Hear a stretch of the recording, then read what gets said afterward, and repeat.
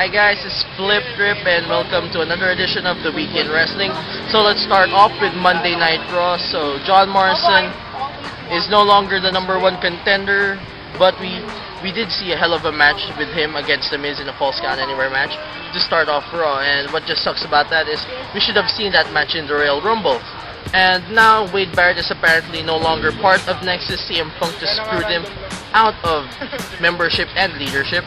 And also Randy Orton is back on top, being the new #1 contender to the WWE Championship and now to SmackDown. Okay, let's go now for SmackDown highlights. SmackDown highlights.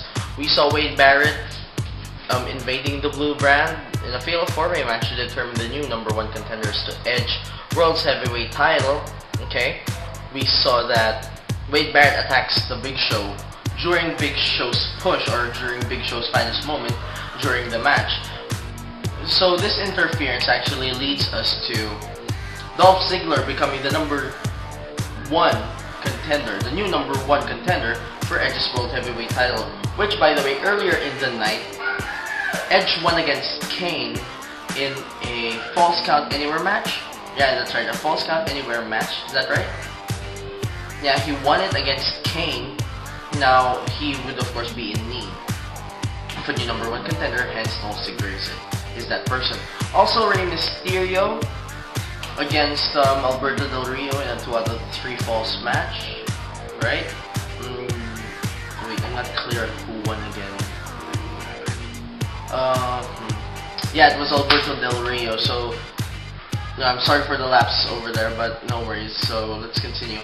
This is hoping that Alberto Del Rio will finally find a new opponent. It's been, ever since his debut, it's always been Rey Mysterio. Unfortunately, during the time that they were setting up Christian versus Alberto, Christian got injured. Now we are stuck with Mysterio. It's not that we don't like Rey Mysterio, it's just that it gets a bit too redundant when every week or every pay-per-view we see them fighting it out.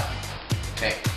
Also, Kofi Kingston, congratulations, the very brand new, or the 3rd time Intercontinental Champion, right? The 3-time Intercontinental Champion, congrats, kudos. So that's it for SmackDown. Let's move on to TNA Impact. For TNA Impact, there are a few things that happened. Jeff Jarrett's Double J, Double MA challenge has had a few tweaks. He beat down a fan again. What else is new? Eric Bischoff set up a lot of warm-up matches for the opponents of Fortune for the upcoming Genesis pay-per-view. And what happened there is we basically saw the likes of Jay Lethal, the Motor City Machine Guns, these people, Rob Van Dam, get beat up by Fortune and the Immortal Group.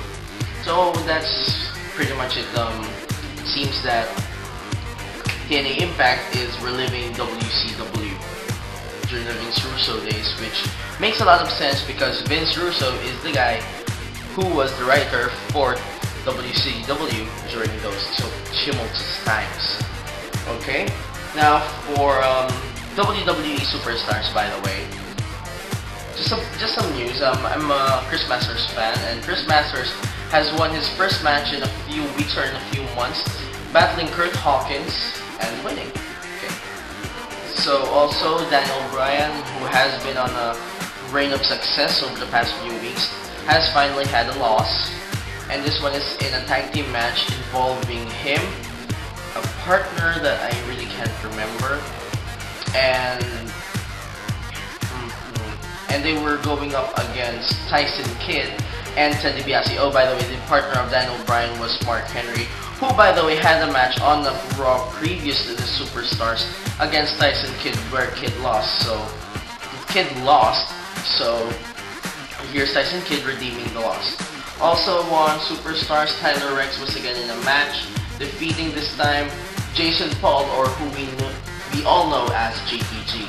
So that's it. By the way, it has already been announced, the return of WWE Tough Enough. This is just a very interesting aspect, since a lot of the guys, or 2 of the main event guys on Raw, are actually results of Tough Enough. Not necessarily all winners, but they were products of the Tough Enough challenge, or the Tough Enough concept, the very very first one that comes to mind is John Morrison, who back then was John Hennigan.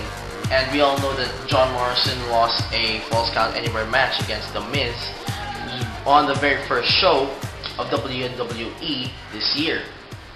But he's still getting his main event push. Also, the current WWE champion, The Miz, was a participant on the $1 Million Tough Enough. Those two were sort of the same but sort of different concepts.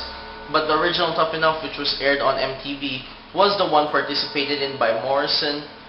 The Tough Enough of The Miz was the $1 Million Tough Enough, which just had some segments on SmackDown during the year that it was aired. So that's pretty much it on the world of professional wrestling. By the way, to my viewers, I would like to thank you for watching, and please stay tuned for next week for another edition of The Week in Wrestling. This is Flip Crip, and I will be catching you soon.